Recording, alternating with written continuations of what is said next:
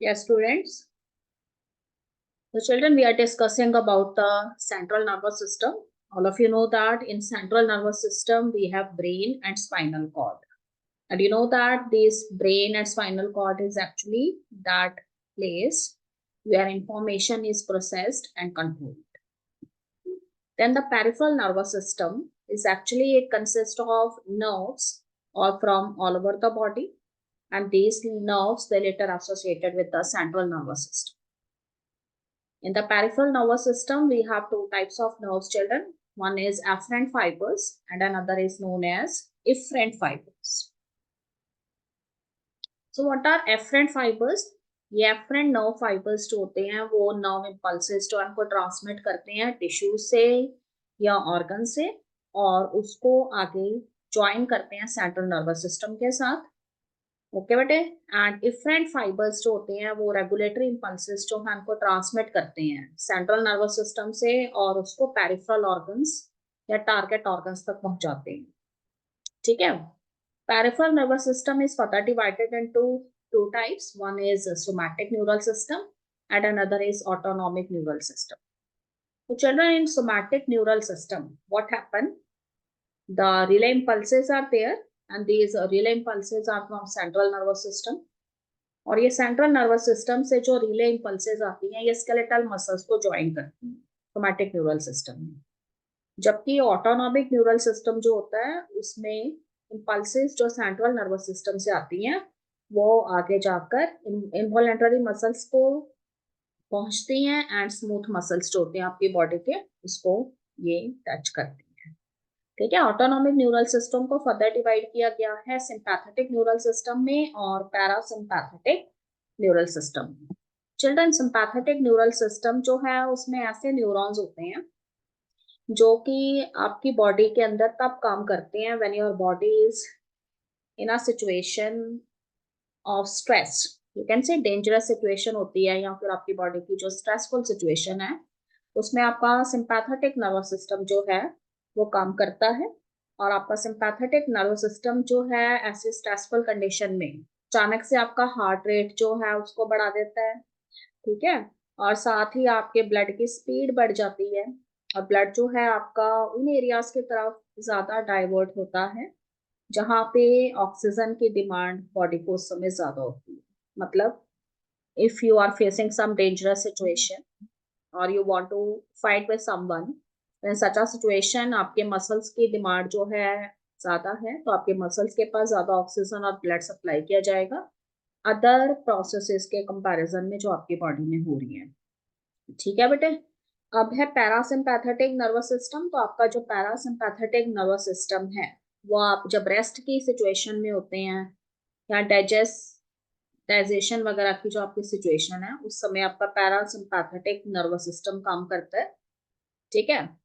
तो main purpose जो होता है आपका पैरासिम्पैथेटिक नर्वस सिस्टम का वो होता है कि वो एनर्जी को कंजर्व करता है सिंपैथेटिक नर्वस सिस्टम के बाद और उसके बाद वो एनर्जी जो है वो बॉडी के जो मेन प्रोसेसेस होते हैं ना जैसे डाइजेशन है तो बॉडी के अंदर यूरिनेशन जो है ये इंपॉर्टेंट प्रोसेसेस हैं जो होने ही चाहिए।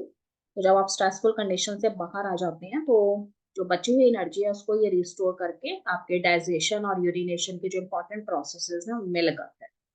ठीक है। इसके अलावा हमारे पास है विजरल नर्वस सिस्टम। तो विजरल नर्वस सिस्टम जो है वो पेरिफेरल नर्वस सिस्टम का ही पार्ट है और इसमें नर्व्स होते हैं, फाइबर्स होते हैं, गैंग्लियंस होते हैं। ठीक है। प्लेक्सेस होते हैं जिनमें से इंपल्सेस जो हैं वो ट्रेवल करती हैं और सेंट्रल नर्वस सिस्टम जो है वहां से विजरा या आपके विजरल ऑर्गन्स जो हैं वहां से सेंट्रल नर्वस सिस्टम के पास पहुंचती हैं। ठीक है बेटा। सिर्फ हमें डेफिनेशन ही रिक्वायर्ड है तो आपने डेफिनेशन जो है वो कर लेनी है सभी की और उनके फंक्शंस देख लेने। Now we are starting with neurons. As you know that neurons are the structural and functional unit of nervous system और न्यूरल सिस्टम। ठीक है। You have studied neurons in class 7th class 9th also. तो neuron होते क्या है? Neuron जो है वो माइक्रोस्कोपिक स्ट्रक्चर्स होते हैं और उसमें 3 मेजर कंपोनेंट्स आ जाते हैं न्यूरॉन के। ठीक है। हर एक न्यूरॉन जो है उसमें एक सेल बॉडी होती है। तो cell body is equivalent to a cell. जैसे एक सेल में न्यूक्लियस होता है ना ऐसे न्यूरॉन की सेल बॉडी में भी न्यूक्लियस होता है।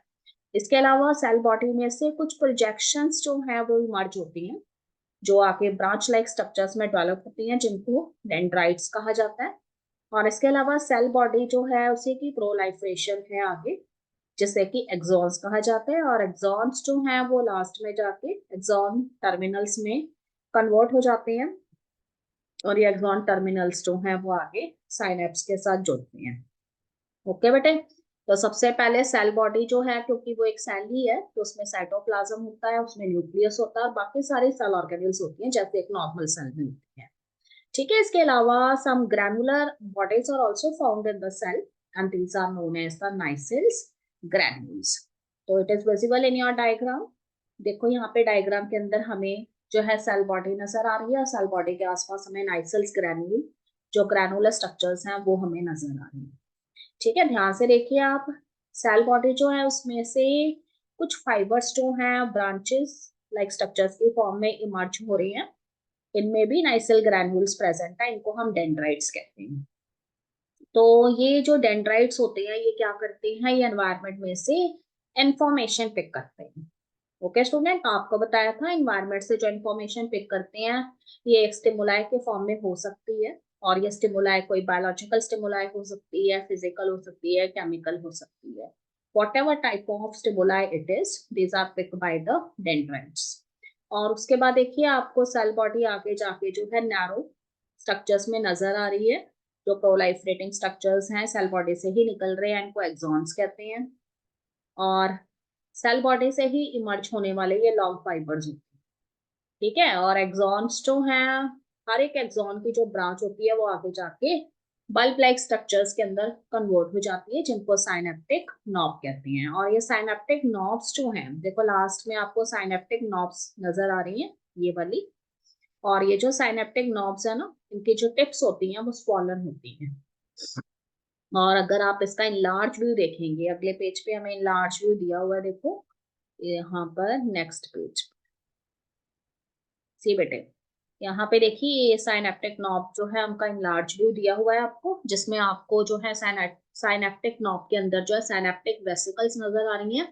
और उन साइनेप्टिक वेसिकल्स के अंदर जो है आपको न्यूरोट्रांसमीटर्स नजर आ रहे हैं। ये न्यूरोट्रांसमीटर स्पेसिफिक टाइप के केमिकल्स को लिए हुए होते हैं। और ह्यूमन में ये जो neurotransmitter most commonly use neurotransmitter है वो एसिटाइल क्लोलीन होता है बेटे। एंड दिस एसिटाइल क्लोलीन और न्यूरोट्रांसमीटर्स जो है ये इंफॉर्मेशन एक न्यूरॉन के जो है उसके एंड से दूसरे न्यूरॉन के डेंड्राइट्स तक पहुंचाती है। ठीक है, तो ये ट्रांसमिशन का काम करते हैं नर्व इम्पल्स की। Now proceeding with again from the previous one, see the structure. What it is given here कि neurotransmitters are there, and these neurotransmitters are actually chemicals, and they are present in the synaptic vesicles which are present inside the synaptic nerve। उसके बाद देखिए आपको जो exons हैं, एक axon से दूसरा एक्सॉन जो है वो जुड़ा हुआ नजर आ रहा है। और base on the basis of number of axon and dendrites, ठीक है, कितने एक्सॉन है कितने डेंड्राइट्स है उनके बेसिस पर न्यूरॉन्स को डिवाइड किया गया है थ्री टाइप्स में। सबसे पहले होते हैं मल्टीपोलर न्यूरॉन्स। मल्टीपोलर न्यूरॉन्स वो होते हैं जिनमें वन एक्सॉन है और टू से ज्यादा डेंड्राइट्स हो सकती हैं। ठीक है, कहाँ प्रेजेंट होंगे ये, तो आपका जो ब्रेन का सेरिब्रल कॉर्टेक्स वाला पार्ट होता है ना, आउटर पेरिफेरल पार्ट जो होता है ब्रेन का सेरिब्रल कॉर्टेक्स वाला, वहां पे ये प्रेजेंट होते हैं। ठीक है, बाइपोलर न्यूरॉन सेकंड कैटेगरी है। तो बाइपोलर के अंदर एक एक्सॉन होता है और एक ही इसके अंदर डेंड्राइट होती है। तो ये आपकी जो आई का रेटिना होता है वहां पे ये प्रेजेंट होता है। ठीक है, फिर हमारे पास यूनिपोलर आ जाते हैं। तो यूनिपोलर जो होते हैं न्यूरॉन्स, उनकी जो सेल बॉडी है उसमें सिर्फ एक्सॉन होता है और डेंड्राइट्स नहीं दिखाई देते हमें।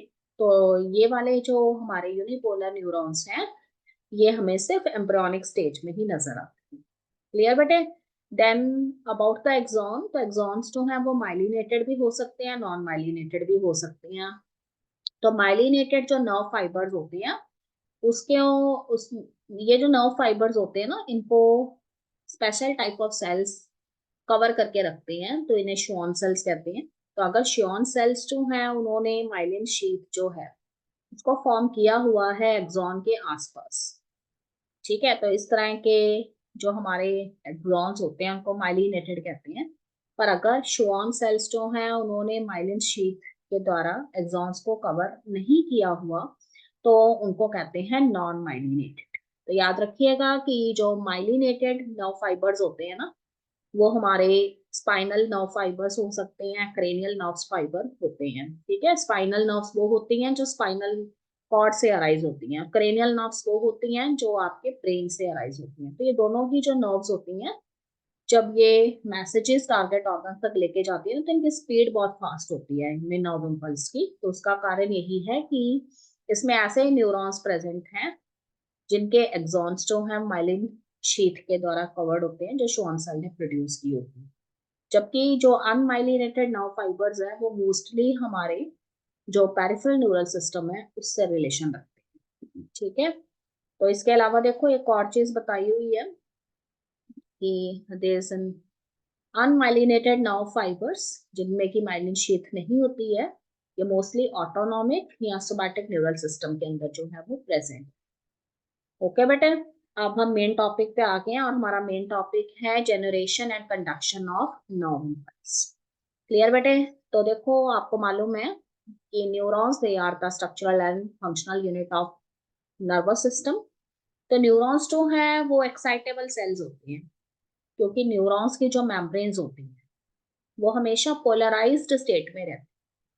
ठीक है बेटा, तो न्यूरॉन की जो एक्सोनल मेम्ब्रेन है, एक्सॉन की जो मेम्ब्रेन है उस पर आपने ध्यान देना है। तो एक्सॉन की जो मेम्ब्रेन होती है ना, उसमें बहुत सारे आयन चैनल्स प्रेजेंट होते हैं। ठीक है, तो यहाँ पे न्यूरल मेम्ब्रेन जो वर्ड यूज किया गया है वो एक्सॉन की मेम्ब्रेन के लिए यूज किया गया। तो देखो ये जो एक्सॉन की मेम्ब्रेन है, इसमें बीच बीच में बहुत सारे चैनल्स हैं जिनमें से आयंस जो हैं वो आते जाते रहते हैं। ठीक है, पर एज प्लाज्मा मेम्ब्रेन, जैसे हमारी प्लाज्मा मेम्ब्रेन जो है वो सेमी परमीबेबल होती है, ऐसे ही एक्सॉन की जो मेम्ब्रेन है वो भी सेलेक्टिवली परमीबेबल है कुछ आयंस के लिए। तो देखो होता क्या है, जब आपके न्यूरॉन जो हैं वो रेस्टिंग स्टेट में होते हैं, मतलब कोई भी जब वो नर्व इम्पल्स कंडक्ट नहीं कर रहे होते, तो उस समय क्या होता है, जो आपकी एक्सोनल मेम्ब्रेन होती है, एक्सॉन की जो मेम्ब्रेन होती है, ठीक है, वो ज्यादा परमीबेबल होती है पोटेशियम आइंस के लिए, पर वो सोडियम आइंस जो है उनके लिए बिल्कुल भी परमीबेबल नहीं होती। और इसके अलावा जो एक्सॉन की मेम्ब्रेन के बीच में फ्लूइड प्रेजेंट है ना, जिसको एक्सोप्लाज्म कहते हैं, उसमें नेगेटिवली चार्ज प्रोटीन्स होते हैं। अब क्या होगा कि बाहर से एक्सॉन की मेम्ब्रेन के अंदर पोटेशियम आइंस तो बड़े आराम से चले जाते रहेंगे, पर सोडियम आइंस जो है उनको ये अंदर नहीं जाने देती है। ठीक है, और अंदर की तरफ जो एक्सोप्लाज्म के अंदर नेगेटिवली चार्ज प्रोटीन्स हैं उनको भी बाहर नहीं जाने देती, सिर्फ पोटेशियम आइंस ही मेम्ब्रेन के अंदर जा रहे हैं, सोडियम आइंस बाहर ही रहेंगे। ठीक है, और अंदर से एक्सोप्लाज्म में से नेगेटिवली चार्ज प्रोटीन्स भी बाहर नहीं जा रहे, तो इसकी वजह से क्या होता है कि जो एक्सोनल मेम्ब्रेन है, ठीक है, उसमें कंसेंट्रेशन ग्रेडियंट डेवलप हो जाता है। बिकॉज होता क्या है कि कुछ आयंस जो है पोटेशियम आयंस तो फ्रीली मूव कर रहे हैं, पर सोडियम आयंस नहीं मूव कर पा रहे, तो एक कंसेंट्रेशन ग्रेडियंट बन जाएगा। तो इसकी वजह से क्या होगा, आपका जो सेल होता है, ठीक है, न्यूरॉन जो आपका सेल है, वहां पे एक्टिव तरीके से इन आयंस को ले जाया जाता है। ठीक है, और इस पंप को कहते हैं सोडियम पोटेशियम पंप। तो सोडियम पोटेशियम पंप क्या कहता है कि जहां दो पोटेशियम आयंस अगर मेम्ब्रेन के अंदर जा रहे हैं, ठीक है, तो तीन सोडियम आयंस भी साथ में जाएंगे। तो फिर भी देखो कंसेंट्रेशन जो है पॉजिटिवली चार्ज आयंस की बाहर की तरफ काफी ज्यादा हो जाती है, और अंदर की तरफ आपको मालूम है एक्सोप्लाज्म में नेगेटिवली चार्ज प्रोटीन्स हैं।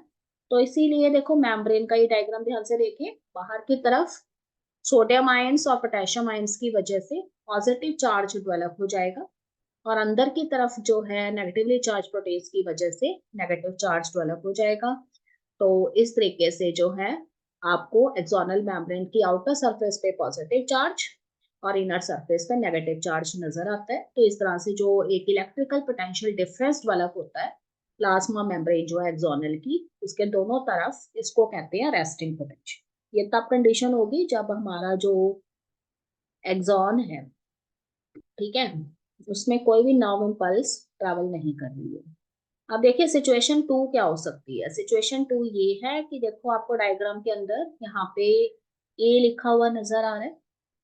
तो ये ए साइट जो है, सपोज करिए पीछे से नर्व इम्पल्स आ रही है सेल बॉडी में से, और सेल बॉडी से वो एक्सॉन के अंदर एंटर कर गई है, और उसने कौन से पॉइंट को टच किया है, ए पॉइंट को।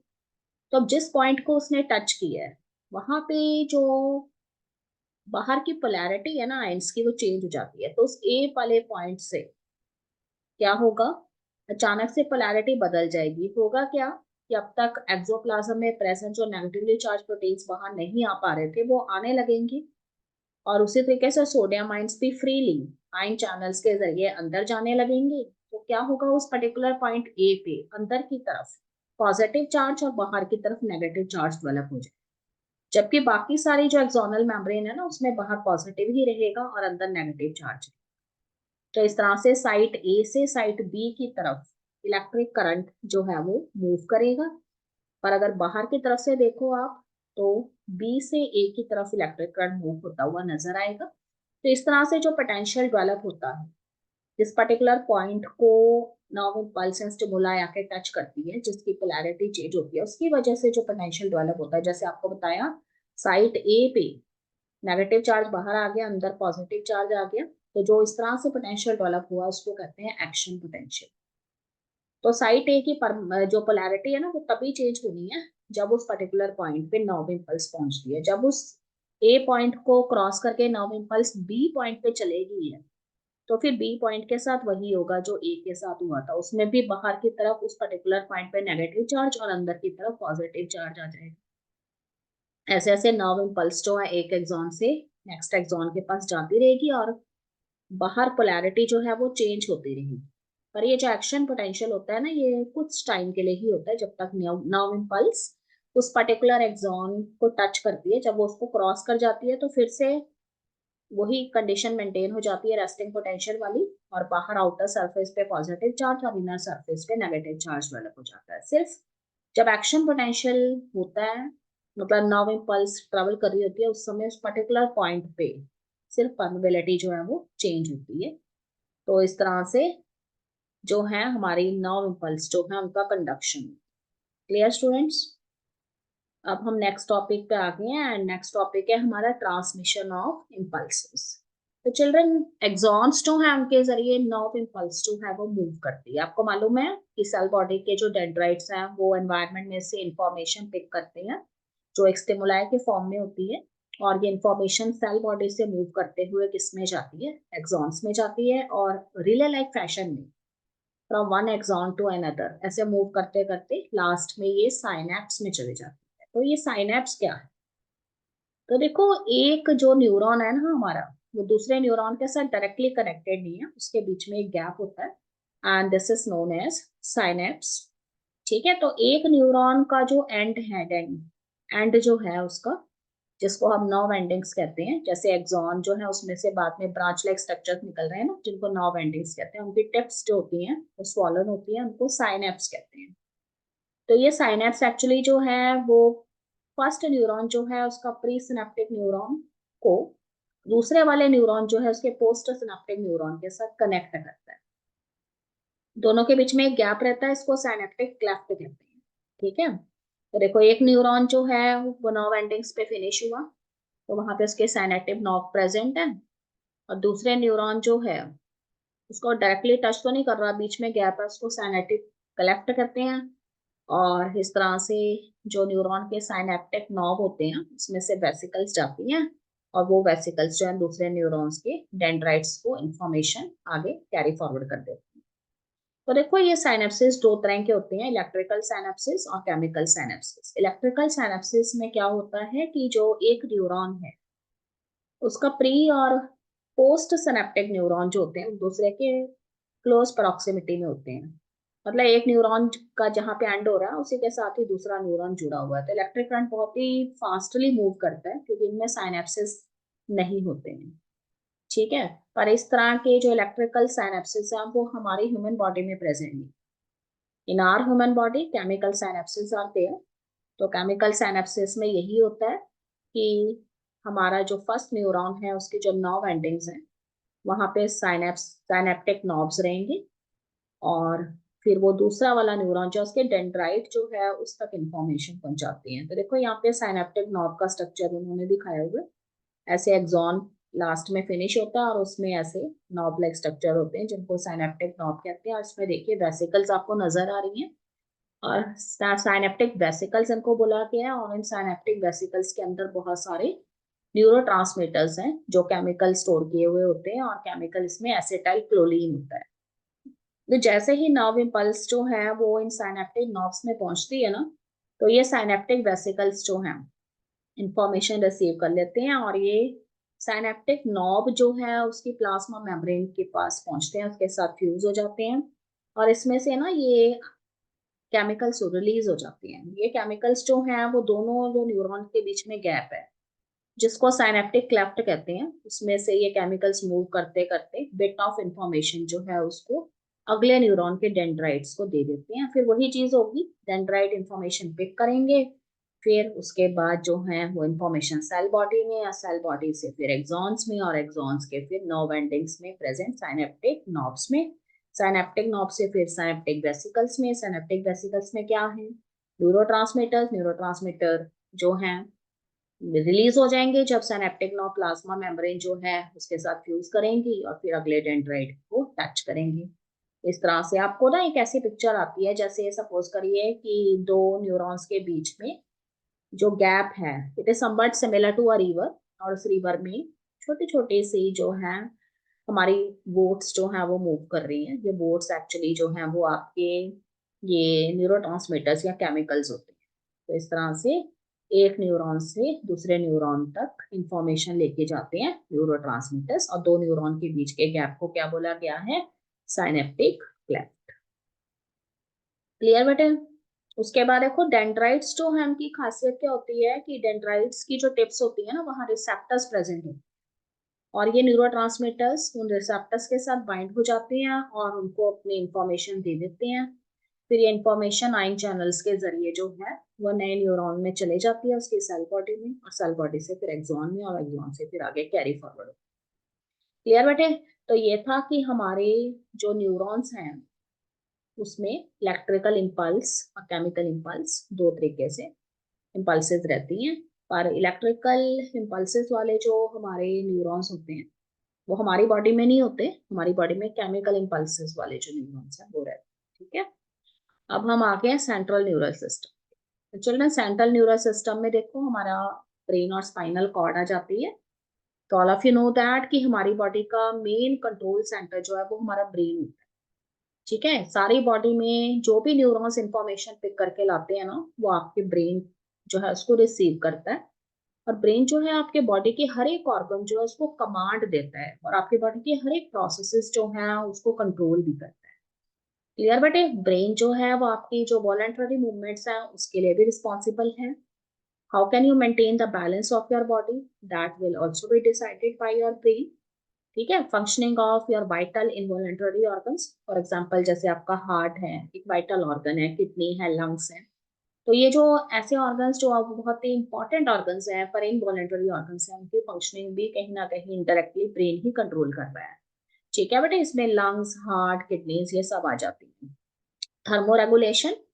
ठीक है। थर्मोरेगुलेशन का मतलब होता है कि आप टेम्परेचर के अकॉर्डिंग आपकी बॉडी जो है वो अपने आप को एडजस्ट करती है। For example in the summer season हम जो है कॉटन क्लोथ पहनना पसंद करते हैं, और इन द विंटर सीजन हम वुलन क्लोथ पहनना पसंद करते हैं। हमारी बॉडी को ये स्टिमुलाई जो है वो रिसीव होती है, इसमें भी कहीं ना कहीं हमारे ब्रेन का रोल है। ठीक है। हमें एक पर्टिकुलर टाइम पे भूख लगती है, we are feeling of hunger और थ्रस्ट, ठीक है, प्यास लगती है, ये सब भी हमारा ब्रेन कंट्रोल कर रहा है। फिर आपका जो बॉडी का पूरे 24 घंटे का रिदम है, when will you wake up, when will you sleep, when will you eat, ये सारा कुछ या पूरे डे में आप क्या करोगे, everything is decided by your brain. Clear बेटे। आपके जो एंडोक्राइन ग्लैंड्स हैं जो हार्मोन सिक्रेट करते हैं उनकी एक्टिविटीज भी ब्रेन ही कंट्रोल करता है। आपका बिहेवियर कैसा होगा, sometimes you have a feeling of Joy. ठीक है। आप किसी फंक्शन में जाते हैं आप बहुत ही जॉयफुल फील करते हैं, खुश रहते हैं। आप किसी जो है ऐसी जगह पे जाते हैं जहां आपको सैडनेस आ जाती है, ठीक है, आप एक्साइटेड हो जाते हैं कई बार। कई बार आपको कुछ भी मजा नहीं आ रहा होता, समटाइम्स आपको बहुत ही प्लेजर फील होता है। ठीक है। ग्रीफ की फीलिंग आती है। तो ये सारी जो आपका ह्यूमन बिहेवियर है वो भी आपका ब्रेन जो है वो कंट्रोल करता है। ओके बेटे। इसके अलावा there are some important centres that are present in your brain for the processing of vision. आप देख पाते हैं उससे इंपॉर्टेंट सेंटर जो है वो ब्रेन में प्रेजेंट है। हियरिंग, आप किसी की आवाज सुन के उसे पहचान पाते हो, तो that is also present in your brain. Speech, ठीक है, आप बोल पाते हैं या वो दूसरों की आवाजों को समझ पाते हैं। Memory stored in your brain. Intelligence level is also related with brain. Your emotions, your thoughts, everything is related with your brain. Okay बेटे, now first of all we will discuss about the structure of the human brain. तो diagram आप देखते रहिए साथ साथ। तो देखिए, human brain जो है, it is a very delicate organ. तो आपका जो ह्यूमन ब्रेन है उसको बहुत ही अच्छे तरीके से प्रोटेक्ट किया गया है एक बहुत ही बोनी ऑर्गन के द्वारा, जिसको हम कहते हैं स्कल। तो आपका ब्रेन इतना ज्यादा डेलिकेट है कि उसके ऊपर एक पूरा का पूरा कवर चढ़ा हुआ है, और वो कवर जो है वो स्कल का है। ठीक है, और आपके स्कल के अंदर आपका ब्रेन जो है उसको क्रेनियल मेनिंजेस जो है वो कवर करती हैं, जो 3 लेयर से मिलकर बनी होती है। ये क्रेनियल मेनिंजेस क्या है? ब्रेन जो है उसका कवर करने वाले स्कल की बोन्स होती है। ठीक है, और ये क्रेनियल मेनिंजेस जो है वो 3 लेयर से मिलकर बनी हुई है स्टूडेंट्स। तो क्रेनियल मेनिंजेस की आउटर लेयर जो है उसको ड्यूरामेटर कहते हैं। बीच में एक थिन मिडल लेयर होती है जिसको आर्केनॉइड कहते हैं। और इनर लेयर होती है जो जो सबसे करीब होती है आपके ब्रेन के, उसको कहते हैं पिया मैटर। ठीक है, या पाई मैटर। तो देखिए, आपके ब्रेन को डिवाइड किया गया है 3 मेजर पार्ट्स में। फोर ब्रेन, मिड ब्रेन और हाइंड ब्रेन। ठीक है, तो आपका जो फोर ब्रेन है वो सबसे बड़ा है। आपका मिड ब्रेन बहुत ही स्मॉल एरिया को ऑक्यूपाई करता है, और आपका हाइंड ब्रेन जो है वो आपके थर्ड ब्रेन है, जो आपके आगे जाके स्पाइनल कॉर्ड के साथ अटैच्ड है। देखिए डायग्राम में आपको नजर आ रहा है आपका फोर ब्रेन। ठीक है, उसके बाद आपको जो है मिड ब्रेन नजर आ रहा है। मिड ब्रेन का एक करेक्टरिस्टिक फीचर होता है कि उसमें एक कैनाल प्रेजेंट होती है, जिसको कि सेरेब्रल एक्वेडक्ट कहा जाता है। ठीक है, तो देखिए आपका फोर ब्रेन दिखाया गया, हाईली फोल्डेड जो है यहाँ पे स्ट्रक्चर्स प्रेजेंट होते हैं। फोर ब्रेन का जो सबसे बड़ा पार्ट होता है ना उसको सेरिब्रम कहते हैं। और उसके अलावा ये सेरिब्रम जो है वो 2 पार्ट्स में डिवाइडेड है, 2 हेमिस्फेयर्स में, जिनको सेरेब्रल हेमिस्फेयर्स कहते हैं। राइट साइड वाला राइट सेरेब्रल हेमिस्फेयर होता है, और लेफ्ट साइड वाला लेफ्ट सेरेब्रल हेमिस्फेयर होता है। और फाइबर्स का वो ट्रैक्ट जो सेरेब्रम जो है उसको 2 पार्ट्स में डिवाइड करता है, उसको कॉर्पस कैलोसम कहते हैं। ठीक है, आपका फोर ब्रेन के साथ थोड़ा सा पार्ट आपका मिड ब्रेन का है। उसके बाद देखो, फोर ब्रेन में आपके 3 चीजें आ जाती हैं, एक सेरिब्रम है, एक थैलेमस है, एक हाइपोथैलेमस है। तीनों की लोकेशन आपको नजर आ रही है। देन आपका मिड ब्रेन बिल्कुल छोटा सा है, बस उसकी पहचान यही है कि वहां पे एक कैनाल लाइक स्ट्रक्चर प्रेजेंट होता है, जिसको सेरेब्रल एक्वेडक्ट कहा जाता है। ठीक है, और हिंड ब्रेन में 3 पार्ट्स आ जाते हैं, pons, cerebellum and medulla. Okay बेटे, सबसे पहले आ जाते हैं फोर ब्रेन पे। तो देखिए, फोर ब्रेन के 3 पार्ट्स हैं, सेरिब्रम, थैलेमस, हाइपोथैलेमस। ओके बेटे, सबसे बड़ा पार्ट कौन सा है? सेरिब्रम। सेरिब्रम ह्यूमन ब्रेन का सबसे बड़ा पार्ट है। And this cerebrum, it is divided by a deep cleft. ठीक है, एक डीप क्लेफ्ट जो है वो सेरिब्रम को 2 हाफ्स के अंदर डिवाइड कर देता है। तो लेफ्ट पार्ट जो है सेरिब्रम को, वो लेफ्ट सेरेब्रल हेमिस्फीयर कहलाता है, and the right part is known as the right cerebral hemisphere. And both of these hemispheres, they are connected by a tract of nerve fibers. ठीक है, nerve fibres का एक track है जो दोनों hemispheres को कनेक्ट करता है, इसको कहते हैं कॉर्पस कैलोसम। ये माना जाता है कि आपका जो लेफ्ट सेरेब्रल हेमिस्फेयर है वो राइट वाले पार्ट के फंक्शंस जो है उनको रेगुलेट करता है, जबकि आपका राइट सेरेब्रल हेमिस्फेयर लेफ्ट वाले जो सेरेब्रल हेमिस्फेयर है उसके फंक्शंस को कंट्रोल करता है। तो ये एक दूसरे के जो है वाइस वर्सा इस तरह से फंक्शन कंट्रोल करते हैं। ठीक है, उसके बाद देखिए, there are 2 regions on your cerebrum part. Cerebrum जो है उसके 2 पार्ट है। जो पेरिफेरी पे प्रेजेंट सेरेब्रल हेमिस्फीयर का पार्ट है उसको सेरेब्रल कॉर्टेक्स कहते हैं। और cerebral cortex, the layer of the cells which covers the cerebral hemisphere is called cerebral cortex। और cerebral cortex जो है, देखिए ऊपर डायग्राम में आपको फोल्ड्स की फॉर्म में, ये सारे फोल्ड्स की फॉर्म में आपको जो है वो नजर आ रहा है, ये cerebral cortex। क्लियर बेटे? तो cerebral cortex जो है उसका कलर कैसा होता है? ग्रे कलर होता है सेरेब्रल कॉर्टेक्स का। इसका ग्रेइश अपीयरेंस इसलिए होता है बिकॉज सेरेब्रल कॉर्टेक्स वाला जो पार्ट है, जो सेरेब्रम का आउटर पेरिफेरल पार्ट है, वहां पे जो बहुत सारे न्यूरॉन्स जो हैं वो प्रेजेंट होते हैं, डेंसली पैक्ड होते हैं और इसलिए इसका ग्रे कलर हमें नजर आता है। बहुत इंपॉर्टेंट एरियाज यहाँ प्रेजेंट होते हैं, मोटर एरियाज प्रेजेंट होते हैं, ठीक है, सेंसरी एरियाज प्रेजेंट होते हैं, और कुछ ऐसे रीजंस हैं जो ना तो सेंसरी है और ना ही मोटर है, इनको एसोसिएशन एरियाज कहा गया है। ठीक है, और इन एसोसिएशन एरियाज की खासियत ये है कि ये सेंसरी जो एसोसिएशंस हैं, इंटरसेंसरी एसोसिएशंस जैसे फंक्शन परफॉर्म करते हैं, मेमोरी से रिलेटेड फंक्शन परफॉर्म करते हैं, कम्युनिकेशन से रिलेटेड फंक्शन परफॉर्म करते हैं। ठीक है, आपको बताया था कि आपके ब्रेन के अंदर ऐसे न्यूरॉन्स प्रेजेंट हैं जो माइलिन शीट से कवर्ड होते हैं। क्लियर बेटे? तो सेरेब्रल हेमिस्फीयर तो सेरेब्रम का बाहर बाहर वाला पार्ट हो गया। अगर थोड़ा अंदर डीप में जाएंगे तो आपको व्हाइट कलर का जो है फोल्डेड स्ट्रक्चर नजर आता है, जिसको हम कहते हैं सेरेब्रल मेडुला। तो सेरेब्रल मेडुला जो है उसका कलर व्हाइट इसलिए है बिकॉज वहां पे न्यूरॉन्स थोड़े से लूजली पैक्ड रहते हैं। ठीक है, और पूरा का पूरा सेरेब्रम जो है ना वो एक ब्रेन का जो सेकंड पार्ट है, फोर ब्रेन का थैलेमस, उसके ऊपर रैप हो रखा होता है फोल्डेड फॉर्म में। ठीक है, थैलेमस जो है उसकी क्या खासियत है, तो ये थैलेमस जो होता है ये कोऑर्डिनेटिंग सेंटर होता है, और यहाँ पे सेंसरी और मोटर नर्व्स जो हैं उनके सिग्नल्स जो हैं उनको यहाँ पर जो है रिसीव किया जाता है। ठीक है बेटे, फोर ब्रेन जो है उसका जो थर्ड पार्ट है उसको हाइपोथैलेमस कहते हैं, जो फोर ब्रेन जो है उसके बेस पे प्रेजेंट होता है।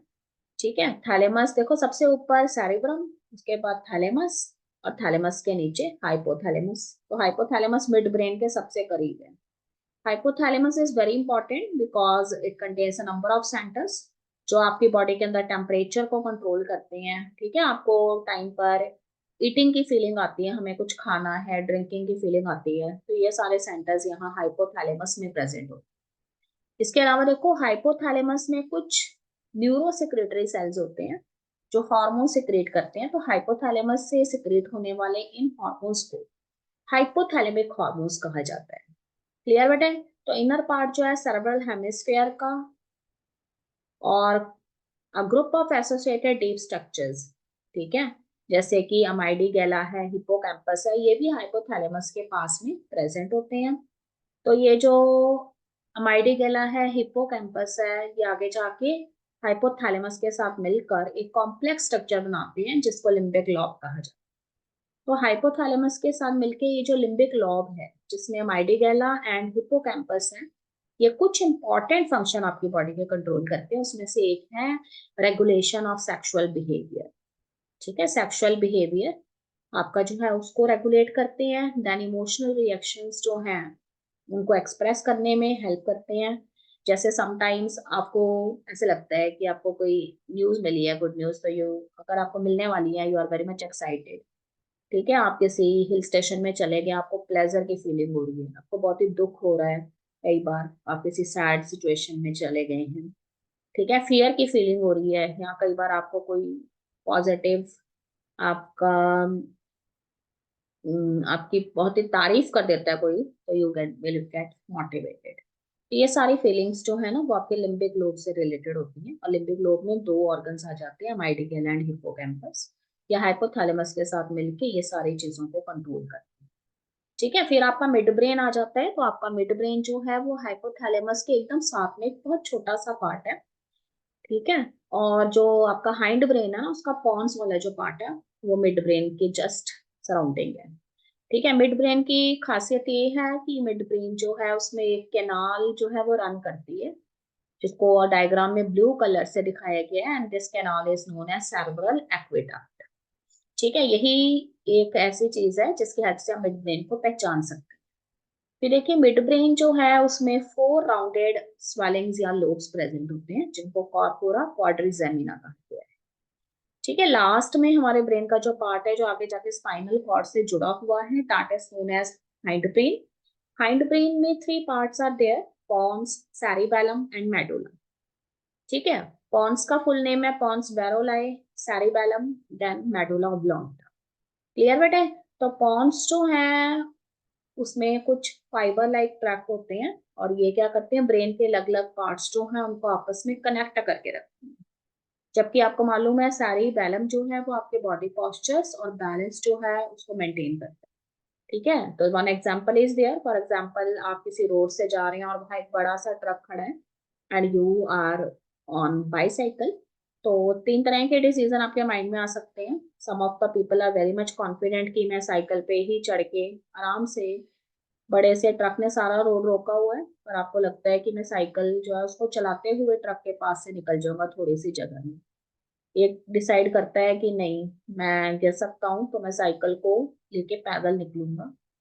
और एक जो है वो डिसाइड करता है कि मैं जो है निकलूंगा ही नहीं उस जगह से। तो ऐसे जो डिसीजन होते हैं बैलेंस से रिलेटेड, वो आपका सारी बैलेंस कंट्रोल करता है। ठीक है, बॉडी पॉस्चर्स आपके, आप एक ही बॉडी पॉस्चर में नहीं बैठे रहते, आप अलग अलग पॉस्चर आपके चेंज करते रहते हो अपने बॉडी को रिलैक्स करने के लिए। तो वो भी सारी बैलेंस जो है वो कंट्रोल करता है। आपका जो मेडुला होता है ना, वो डायरेक्टली आपके स्पाइनल कॉर्ड के साथ अटैच होता है। ठीक है, इसे स्मॉल ब्रेन भी कहा जाता है। तो आपको बताया था there is one story related with this medulla. ठीक है, तो मेडुला जो है अगर उसमें कोई शार्प ऑब्जेक्ट प्रिक किया जाए तो all of a sudden the person will die, because this medulla oblongata region contains very specific centers, respiration, cardiovascular reflexes। ठीक है, हार्ट से आने वाले जो आपके इंपॉर्टेंट सिग्नल्स हैं वो यहाँ प्रेजेंट होते हैं, आपके रेस्पिरेशन से रिलेटेड आपके सिग्नल्स प्रेजेंट होते हैं, आपके स्टमक में जो गैस्ट्रिक सेक्रेशन होता है वो सब कुछ ये कंट्रोल करता है। इसीलिए मेडुला बहुत ही ज्यादा जो है सिग्निफिकेंट आपका हाइंड ब्रेन का एक ऑर्गन है। और इसमें कोई भी शार्प ऑब्जेक्ट अप्लाई करने से तुरंत पर्सन जो है उसकी डेथ हो सकती है।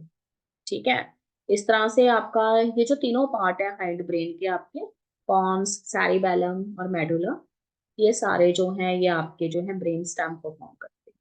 ठीक है, प्लस इसमें छोटा सा पार्ट मिड ब्रेन का भी आ जाता है। तो this is all about your brain children. Now there is a very small topic, reflex action and reflex arc.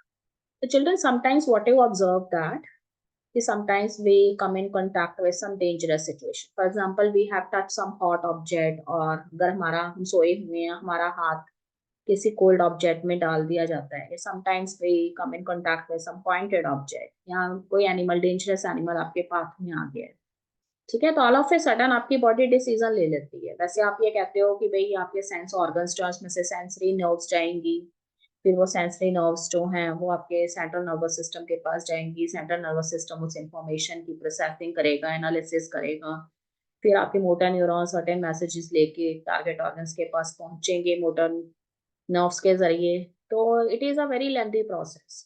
पर अगर इतना टाइम लगेगा तो अगर आपने किसी हॉट ऑब्जेक्ट को, कोल्ड ऑब्जेक्ट को, पॉइंटेड ऑब्जेक्ट को टच किया हुआ है तो आपको इंजरी हो सकती है। तो आपकी बॉडी कई बार कुछ सिचुएशंस में all of a sudden decision ले लेती है। ठीक है, और उसमें डायरेक्टली आपकी जो स्पाइनल कॉर्ड होती है ना वो इन्वॉल्व होती है। तो देखिए आपके स्पाइनल कॉर्ड के पास एक स्पेसिफिक जंक्शन है जिसको रिफ्लेक्स आर्क कहते हैं। और वहां पे क्या होता है कि आपके जो सेंसरी न्यूरॉन्स मैसेजेस लेकर आते हैं उसको तुरंत मोटर न्यूरॉन्स के साथ अटैच कर दिया जाता है, बिकॉज वहां पे कुछ already readymade motor neurons present होते हैं। ठीक है, और बाद में स्पाइनल कॉर्ड जो है वो आपकी ब्रेन को बता देती है कि so and so thing is happened, तो that's why we have took this decision. ठीक है, it is somewhat like a situation that if a kingdom has a king, तो king is the supreme power in that kingdom, but king जो है उसका एक chief minister भी है, तो sometime the king is busy, so in such a situation chief minister will deal with the situation, took decision and later on he informed the king। तो यहाँ पे भी ऐसे ही है, स्पाइनल कॉर्ड यहाँ पे जो है अपने आप ही डिसाइड कर लेती है और फटाफट जो सेंसरी न्यूरॉन्स हैं उनको मोटर न्यूरॉन से कनेक्ट करके बॉडी को डेंजरस सिचुएशन से प्रोटेक्ट किया जाता है और बाद में ब्रेन को बता दिया जाता है कि so and so decision we have taken all of a sudden. Okay बेटे, तो देखो रिफ्लेक्स एक्शन जो है उसका एक पाथवे है। तो आपके जो सेंस ऑर्गन्स होते हैं वो इंफॉर्मेशन रिसीव करते हैं, सेंसरी न्यूरॉन्स इस इंफॉर्मेशन को फिर आगे कैरी फॉरवर्ड करते हैं। तो ये सेंसरी न्यूरॉन्स एफरेंट न्यूरॉन्स को यहाँ पे रिप्रेजेंट कर रहे हैं। ठीक है, और ये एफरेंट न्यूरॉन्स जो हैं वो फिर आगे जाके जो है अपने रिफ्लेक्स आर्क वाले रीजन में पहुंचते हैं जो आपके स्पाइनल कॉर्ड में होता है। और वहां पे आपके जो एफरेंट न्यूरॉन्स हैं उनको तुरंत इफरेंट न्यूरॉन्स के साथ कनेक्ट कर दिया जाता है। फॉर एग्जाम्पल आपने एक ऑब्जेक्ट, हॉट ऑब्जेक्ट को टच किया है, तो आपके एफरेंट न्यूरॉन ये मैसेज लेके जा रहे हैं कि ऑब्जेक्ट कैसा है, हॉट है। तो वहां पे ऑलरेडी मोटर न्यूरॉन रेडी है कि अगर ऑब्जेक्ट हॉट है तो we have to remove our hand immediately. तो फटाफट ये जो एफरेंट न्यूरॉन है हॉट ऑब्जेक्ट से रिलेटेड इंफॉर्मेशन लेकर आया, इसको तुरंत इफ्रेंट न्यूरॉन के साथ कनेक्ट कर देंगे, जो कह रहा है कि we have to remove our hand otherwise we get injured. ठीक है, तो देखिए सेंस ऑर्गन से सेंसरी न्यूरॉन्स और एफरेंट न्यूरॉन्स कहाँ पहुंचेंगे, रिफ्लेक्स आर्क के पास, और रिफ्लेक्स आर्क एफरेंट न्यूरॉन को कनेक्ट कर देगी इफ्रेंट न्यूरॉन्स के साथ, और इफ्रेंट न्यूरॉन्स जो हैं वो फिर इंफॉर्मेशन लेके जा रहे हैं कि we have to remove the object, और ये इंफॉर्मेशन सेंसरी ऑर्गन तक पहुंचाई जाती है और इस तरह से बॉडी को प्रोटेक्ट कर लिया जाता है। और इसके अलावा देखो one more example is there jerking of your knee muscles. कई बार आपके नी मसल्स जो हैं उनमें जर्किंग हो जाती है, ठीक है, you are not able to feel comfortable. तो सच अ सिचुएशन आफ्टर न्यूरॉन्स आपके मैसेज लेके जाते हैं कि आपके नी मसल्स में जर्किंग हो गई है। तो उस केस में क्या होता है, ये जो एफरेंट न्यूरॉन्स हैं ये इस रिफ्लेक्स आर्क पे पहुंचते हैं, वहां इन एफरेंट न्यूरॉन्स से इंफॉर्मेशन रिसीव करके तुरंत इनको मोटर न्यूरॉन्स के साथ कनेक्ट कर दिया जाता है। मोटर न्यूरॉन्स जो हैं वो मैसेज लेके टारगेट ऑर्गन्स के पास पहुंचते हैं कि अपनी मसल्स जो है उनको रिलैक्स कर दीजिए।